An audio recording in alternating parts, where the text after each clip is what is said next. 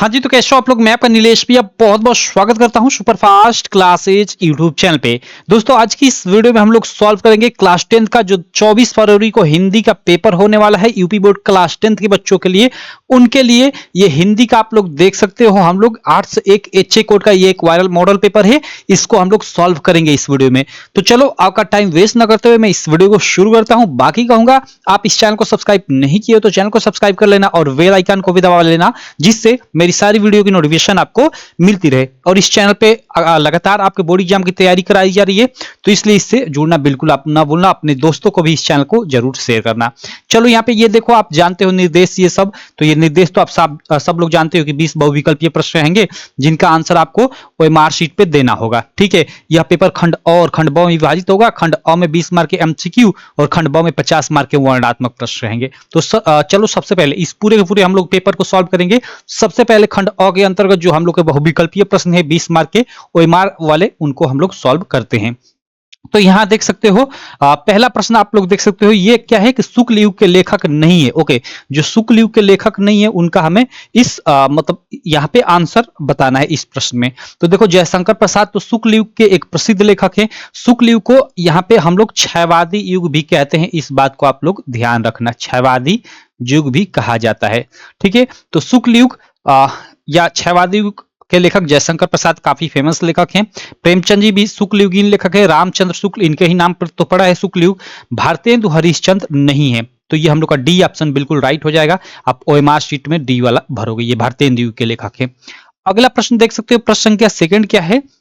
प्रश्न संख्या सेकंड के पूस की रात कहानी के लेखक है। ओके, जो पूस की रात कहानी है उसके लेखक कौन है, तो मुंशी प्रेमचंद जी हैं। आपका बी वाला बिल्कुल राइट ऑप्शन हो जाएगा प्रश्न संख्या सेकंड के लिए। प्रश्न संख्या थर्ड है कि सिंदूर की होली के नाटककार है। सिंदूर की होली जो है उसके नाटककार कौन है, ये हमें बताना है प्रश्न संख्या थर्ड में। तो देखो सिंदूर की होली लक्ष्मी नारायण मिश्र का एक प्रसिद्ध नाटक है, तो ये आप लोग डायरेक्ट याद रखना। अगला प्रश्न आप लोग देख सकते हो, प्रश्न संख्या 4 जो पूछा है वो क्या पूछा है। प्रश्न संख्या 4 पूछा है कि रूस में 25 मास यात्रा वृत्त के लेखक है। ओके, रूस में 25 मास यात्रा वृत्त के लेखक जो है वो राहुल सांकृत्यायन है, और राहुल सांकृत्यायन आप जानते हो कि एक प्रसिद्ध यात्रा साहित्य विधा के लेखक है, तो ये आप लोग याद रखना। प्रश्न संख्या 5 है कि माटी हो गई सोना संस्मरण के लेखक है। माटी हो गई सोना संस्मरण के लेखक कन्हैयालाल मिश्र प्रभाकर है। ए वाला आपका बिल्कुल राइट ऑप्शन हो जाएगा इस प्रश्न के लिए। अगला प्रश्न संख्या 6 आप लोग देख सकते हो कि रीतिकाल को अलंकृत काल किस विद्वान ने कहा या किन विद्वानों ने कहा, तो मिश्र बंधुओं ने कहा। बी वाला बिल्कुल आपका राइट ऑप्शन हो जाएगा प्रश्न संख्या 6 के लिए। प्रश्न संख्या 7 क्या है, आप लोग देख सकते हो कि निम्नलिखित में से कौन सी कृति रीतिकालीन कवि देव की नहीं है। ओके, जो देव की नहीं है वो हमें इस प्रश्न में बताना है प्रश्न संख्या 7 में। कवि प्रिया, देखो कवि प्रिया ही नहीं है, बाकी ये भाव विलास, भवानी विलास, रस विलास इनकी है, तो आप ओएमआर में यही भरोगे। ठीक है, चलो हम लोग का ये प्रश्न क्लियर हो गया। निम्नलिखित में से कौन सी कृति रीतिकालीन कवि देव की नहीं है, तो कवि प्रिया। ठीक है, आगे चलते हैं। आगे हम लोग का प्रश्न संख्या 8 है। प्रश्न संख्या 8 क्या है कि भारतेंदु युग की विशेषता यानी प्रवृत्ति नहीं है। क्या नहीं है, राष्ट्रीयता की भावना, ये तो बिल्कुल ये तो है। सामाजिक चेतना का विकास, ये भी है। अंग्रेजी शिक्षा का विरोध, अंग्रेजी शिक्षा का विरोध होता था, बिल्कुल होता था। काव्य भाषा के रूप में खड़ी बोली का प्रयोग यहाँ पे देखो बोला है, तो काव्य भाषा में काव्यगत जो मतलब खड़ी बोली का प्रयोग नहीं किया जाता, काव्य की भाषा का प्रयोग किया जाता था, तो ये गलत है। और भारतेंदु की विशेषता नहीं है, तो ये नहीं है, तो आप इसी को एमआर में भरो क्योंकि नहीं है बोल रहा है। ठीक है, चलो प्रश्न संख्या 9 है कि यहाँ पे देख सकते हो, प्रश्न संख्या 9 है कि 1943 ईस्वी में प्रकाशित तारसप्तक का संपादन किसने किया। भाई सारे तारसप्तक का प्रकाशन अज्ञेय जी ने किया, सच्चिदानंद, हीरानंद, वात्स्यायन, अज्ञेय। ठीक है, चलो आगे चले, अगले प्रश्न पे देखते हैं। अगला प्रश्न प्रश्न संख्या 10 है कि राम की शक्ति पूजा रचना है। ओके, राम की शक्ति पूजा किसकी रचना है, ये काफी इंपॉर्टेंट है, कई बार आपके एग्जाम में आ चुका है यह प्रश्न। ठीक है, तो इसका सही ऑप्शन आपका ए वाला हो जाएगा, सूर्यकांत त्रिपाठी निराला। राम की शक्ति पूजा के लेखक कौन है, तो वो है सूर्यकांत त्रिपाठी निराला। अब देखो प्रश्न संख्या 11 है कि हाथी जैसे देह, गैंडे जैसी खाल, तरबूजे सी खोपड़ी, खरबूजे से गाल। ओके, उपयुक्त पंक्ति में हमें रस मतलब बताना है। तो देखो ये पढ़ने से ही आपको हंसी टाइप की आएगा कि हाथी जैसी देह, मतलब किसी को कहा जा रहा है कि तुम्हारी हाथी जैसी देह है, गैंडे जैसी चाल है, तरबूजे सी खोपड़ी है, तरबूजे सी मोटी बड़ी खोपड़ी है, और खरबूजे से मोटे मोटे गाल है। तो यहाँ पे आपका ऐसे ही पढ़ने से ही मालूम चल रहा है कि यहाँ पे ये हास्य रस हो जाएगा। ठीक है, तो ये आपका डी वाला बिल्कुल राइट ऑप्शन हो जाएगा। प्रश्न संख्या 12 है यहाँ पे कि उस काल मारे क्रोध के तन कांपने उनका लगा, मानो हवा के वेग से सोता हुआ सागर जगा। इसमें हमें क्या बताना है कि उपयुक्त पंक्तियों में कौन सा अलंकार है, प्रश्न संख्या 12 के लिए हमें बताना है। तो देखो यहाँ पे मानो, यहाँ पे आ गया ना, मानो, मनु मानो, जनु जानो आ जाए कहीं पे, तो वहां पे आप साफ सीधे आप उत्प्रेक्षा अलंकार मतलब लगा देना, क्योंकि मनु मानो, जनु जानो ये उत्प्रेक्षा अलंकार के वाचक शब्द होते हैं। तो इसके लिए सी वाला बिल्कुल राइट ऑप्शन हो जाएगा। उसके बाद प्रश्न संख्या आपका देखो यहाँ पे 13 है कि जो सुमिरत सिद्धि होएगा, नायक करो और बदन करूँ अनुग्रह सोए, बुद्धि राशि शुभ गुण सदन। कितनी बार इस प्रश्न को मैं बता चुका हूँ। उपयुक्त पंक्ति में हमें छंद पूछा जा रहा है कि इसमें कौन सा छंद है, तो इसमें सोठा छंद होता है। ये आप मात्रा गिनकर भी पता लगा सकते हो। बाकी आगे चलता हूं, आप गिनते रहना मात्रा। प्रश्न संख्या 14 है कि निम्नलिखित में से किस शब्द में अनु उपसर्ग का प्रयोग नहीं हुआ है। ओके, नहीं हुआ है।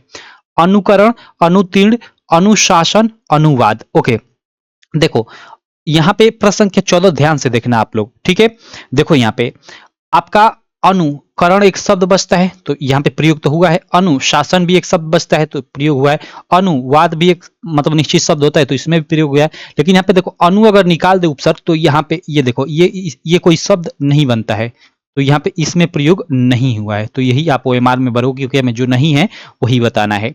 ठीक, चलो उसके बाद प्रश्न संख्या 15 है कि नीलकंठ समस्त पद में प्रयुक्त समास है। ओके, नीलकंठ, नीला है कंठ जिसका, अर्थात शिव। तो यहाँ पे तीसरे पद की प्रधानता हो रही है, तो बहुब्रीहि समास हो जाएगा।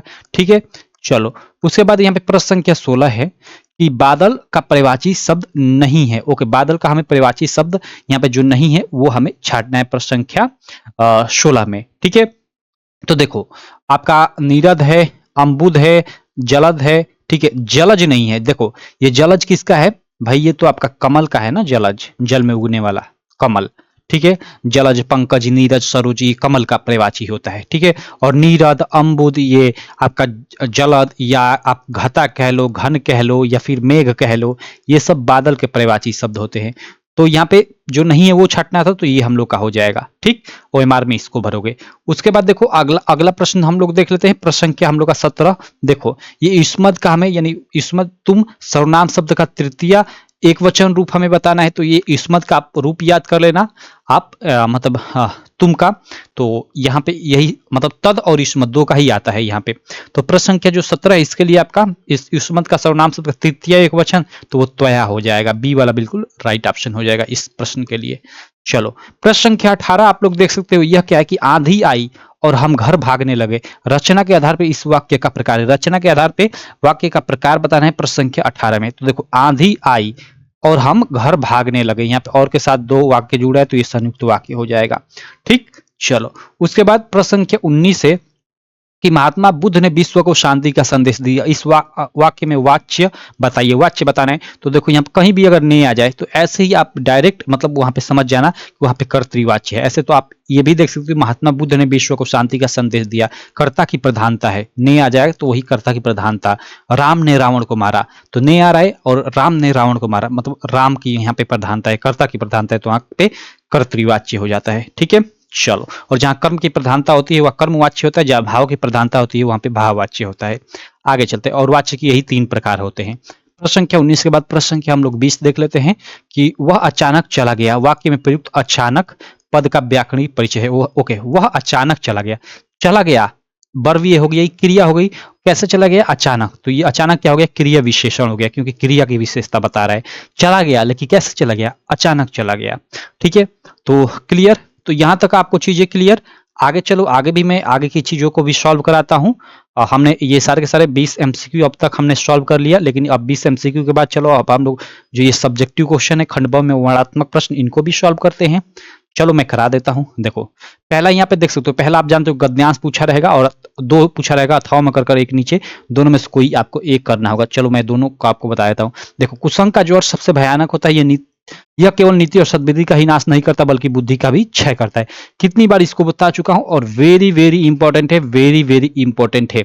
आपका जो मित्रता वाला चैप्टर है ना, जो आचार्य रामचंद्र शुक्ल जी द्वारा लिखित है, तो ये मित्रता वाले चैप्टर से ही लिया गया है ये गद्यांश। ठीक, तो इस उपयुक्त गद्यांश का आपको संदर्भ लिखना है, संदर्भ लिख दोगे क्योंकि मैं यहाँ पे चैप्टर का नाम बता दिया और लेखक आचार्य रामचंद्र शुक्ल है। रेखांकित अंश की ये व्याख्या करते रहना, जैसे कुसंग का जोड़ सबसे भयानक होता है तो आप बना बना कर लिखना, व्याख्या हेडिंग डालकर लिखना कि प्रस्तुत रेखांकित अंशों के माध्यम से या रेखांकित पंक्ति के माध्यम से लेखक कहते हैं कि कुसंग अर्थात बुरी संगति का जो मतलब साथ होता है वो काफी खराब होता है। भयानक होने का मतलब वही खराब होता है, तो ऐसे बना बना कर आप लिख देना। ठीक है, बाकी कुसंग की तुलना किससे की गई है यहाँ पे पढ़ोगे तो आपको नीचे मिल जाएगा, तो उत्तर देते रहना। मैं अगले प्रश्न पे चलता हूँ। अगला प्रश्न देख सकते हो, ये ईर्ष्या की बड़ी बेटी का नाम निंदा है, यानी आप ईर्ष्याई तो ईर्ष्या तू न गई मेरे मन से, ईर्ष्या तू न गई मेरे मन से, ये एक चैप्टर है मेरे मन से। ये चैप्टर है किसका है, तो रामधारी सिंह दिनकर जी द्वारा लिखित है, उससे ये गद्यांश लिया गया है। तो आप सिंपल इसका संदर्भ लिख दोगे और गद्यांश का यहाँ पे देखो ये रेखांकित अंश यहाँ तक है, इसकी व्याख्या करने तो कर देना और ये एक प्रश्न पूछा गया पढ़ोगे तो इसका उत्तर मिल जाएगा। बाकी मैं अगले प्रश्न पे चलता हूँ, अगला प्रश्न आपको कराता हूँ। अब देखो यहाँ पद्यांश संबंधी दो प्रश्न होगा, दोनों में से एक करना होगा। तो यहाँ पे उद्धव जाहूं तुम ही हम जाने, श्याम तुम ही हाँ कयो नहीं पठयो, तुम हो बीच बुलाने। ठीक है, अब देखो ये जो पंक्तियां ली गई है, ठीक है, यह मतलब इतने ही पढ़ने से आपको मालूम चल गया होगा कि ये जो पंक्तियां है सूरदास जी द्वारा लिखित, जो सूरदास जी द्वारा आपका लिखित चैप्टर है पद, उससे ली गई है। सिंपल, तो अब इसका यहाँ पे संदर्भ लिखने को पूछता है पहला प्रश्न, तो आसानी से संदर्भ लिख लोगे। उसके बाद इस पद्यांश का हमें रेखांकित अंश जो भी किया उसकी व्याख्या करने को बोल रहा है, तो इसका अगर अर्थ जानते होगे तो आराम से व्याख्या कर लोगे। और देखो यहाँ पे लिखा है कि ब्रज नारनी सौ जोग कहत हो, बात कहत न ल जाने से क्या तात्पर्य। इस पंक्ति से यह तात्पर्य है कि उद्धव जी मतलब जो गोपियां होती हैं उनको जोग करने को कहती हैं, तो गोपियां कहती हैं कि तुमको यह बात कहते हुए लज्जा नहीं आ रही है कि हम लोग मतलब जोग करें अर्धनग्न कपड़ों में, तो ये इसका यही तात्पर्य है। ठीक है, सिंपल। इसका अर्थ अगर जानते हो आसानी से आप कर लोगे, तो इसका अर्थ अगर नहीं जानते हो तो अच्छे से पढ़ लेना। ठीक है, चलो आगे चलता हूं अगले प्रश्न पे। इसमें देखो ये अथवा वाला ये काफी आसान है, चाह नहीं मैं शुरबाला के गहनों में गूथा जाऊं, चाह नहीं मैं प्रेमी। तो ये क्या है, ये आपका जो पुष्प की अभिलाषा, जो पुष्प की अभिलाषा चैप्टर है जिसको लिखा है माखनलाल चतुर्वेदी जी ने, उससे लिया गया है। तो आसानी से इसको भी कर सकते हो, ऊपर वाला नहीं करने आ रहा है तो आपका मन दोनों में इसको ये करना है। प्रश्न संख्या जो थर्ड रहेगा उसमें आप जानते हो कि यहाँ पे दो आपके संस्कृत, हिंदी में संस्कृत के भी पाठ हैं, तो उसमें से दो गद्यांश रहेंगे, उनमें से एक करना होगा। जैसे देखो ये वाराणसी प्राचीन काल के है कि विद्या दिव्यम ज्योति घुत के, ये जो वाराणसी वाला आपका चैप्टर है उससे लिया गया है। ठीक है, इसका आपको क्या करना है, संदर्भ लिखना है जिसका आपको 2 मार्क मिलेगा और हिंदी अनुवाद करना है जिसका आपको 3 मार्क यानी 5 मार्क कुल मिलेगा। तो इसको कर लो, या नीचे एक दिया है इसको कर लो अथवा में। एकदा बहवः जना धूमयाना रेल आरोही नगरम प्रत्यगच्छति, ये प्रबुद्धो ग्रामीणा से ये लिया गया है। तो आपका मन दोनों में से आप कौन कर रहे हो। ठीक, इसका संदर्भ लिख देना, हिंदी अनुवाद आप कर देना। आपको हिंदी अनुवाद नहीं आ रहा है तो अच्छे से पढ़ लेना इसको। ठीक, बाकी मैं बता दिया कि आपके ये किस चैप्टर से। प्रश्न संख्या 4 आप जानते हो कि इसमें आपका क्या रहेगा, 2 यहाँ पे श्लोक रहेंगे, इनका भी आपको संदर्भ और हिंदी अनुवाद करना होगा। संस्कृत के जो चैप्टर है आपके उनके ही बीच में ये श्लोक दिया हुआ है। सार्थ प्रसतो मित्रम किंचित मित्रम गिरे सता आतुरस्य च किम मित्रम किंचित मित्रम मरिष्यत, ये है पहला श्लोक। और यहाँ पे बंधन मंडम वापि जय वापि पराजय उभयत्र सोमो वीर वीर भावो ही वीरता।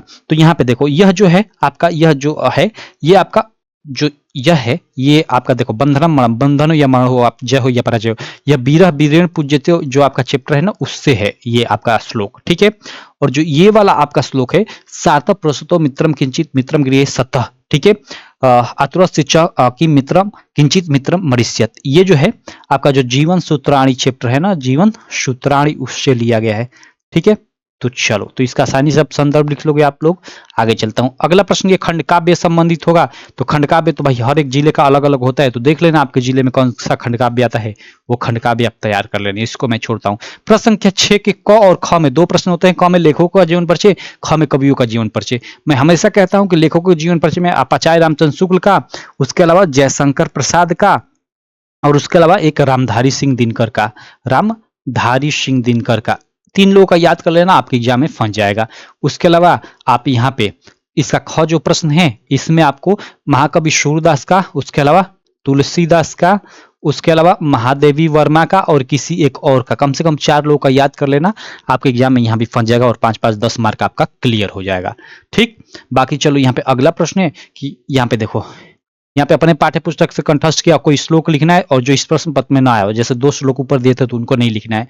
तो भाई वो सर्वे भवन्तु सर्वे मतलब वो है ना, सर्वे भवन्तु सुखिनः वाला, उसको लिख दो। आपका मन कोई भी आप याद किए हो उसको लिख दो। ठीक है, तो आपका यहाँ पे 2 मार्क मिल जाएगा। ठीक, चलो उसके बाद यहाँ पे प्रश्न संख्या 8 में देखो, यहाँ पे पत्र लेखन संबंधित 2 प्रश्न आपका रहेगा।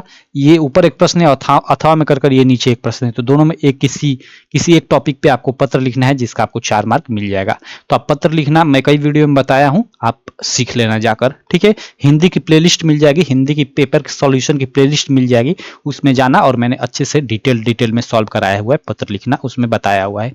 उसके बाद प्रश्न संख्या 9 रहेगा, यहाँ पे संस्कृत के प्रश्न रहेंगे, 4 प्रश्न रहेगा, इसमें से 2 प्रश्नों का उत्तर देना रहेगा। चंद्रशेखर का आसित, भाई चंद्रशेखर कौन था? तो चंद्रशेखर भाई एक भारत वीर था। ठीक है, तो लिख दो चंद्रशेखर एक भारत वीर आसित, ऐसे लिख दो सिंपल। या ऐसे भी लिख सकते हो कि चंद्रशेखर एक प्रसिद्ध क्रांतिकारी देशभक्त च आसित, ये भी इसका आंसर हो सकता है। ठीक है, वीरा केन पूजते, वीरा वीरे पूजते, वाराणसी नगरी कस्या नद्या कुल स्थित, तो कस्या के जगह पे वाराणसी कर दो, यानी वाराणसी नदी के कुल पे स्थित है। ज्ञानम कुत्र संभवती, तो ज्ञानम कुत्र की जगह सर्वत्र कर दो, सभी जगह संभव है। ये चारों प्रश्न का उत्तर मैं बता दिया, लेकिन आपको 2 का ही उत्तर देना है जिसका आपको 2 मार्क मिलेगा। और यहाँ पे प्रश्न संख्या जो 10 है और अंतिम प्रश्न होगा, इसमें कई सारा टॉपिक दिया रहेगा, किसी एक टॉपिक पे आपको चूज कर कोई भी एक चूज कर लो, उस पर आपको क्या लिखना रहेगा, निबंध लिखना रहेगा जिसका आपको 7 मार्क मिलेगा। ठीक है, तो इस प्रकार ये पूरा का पूरा आपका पेपर रहेगा 70 मार्क का, और 30 मार्क का स्कूल लेवल प्रैक्टिकल एग्जाम रहेगा। तो मैं तो जानता हूं कि स्कूल पे आपको 30 में 30 आसानी से मिल जाएगा, और 70 में आप जितना ला लो, मान लो 60 नंबर ला रहे हो तो आसानी से हिंदी में आपका 90% आ जाएगा, और आप 60 मार्क तो आसानी से ला ही लोगे। ठीक है, तो चलो, तो ये पेपर रहा हम लोग का पूरा, इस पेपर का मैं सॉल्यूशन करा दिया। बाकी इस प्रकार की और वीडियो चैनल पे मिल जाएगी, चैनल पे जाओगे हिंदी की प्लेलिस्ट में जाओगे तो आपको मिल जाएगी, वहां पे मैंने डिटेल्ड में चीजें सॉल्व कराई हुई हैं, तो आप जाकर जरूर पढ़ना।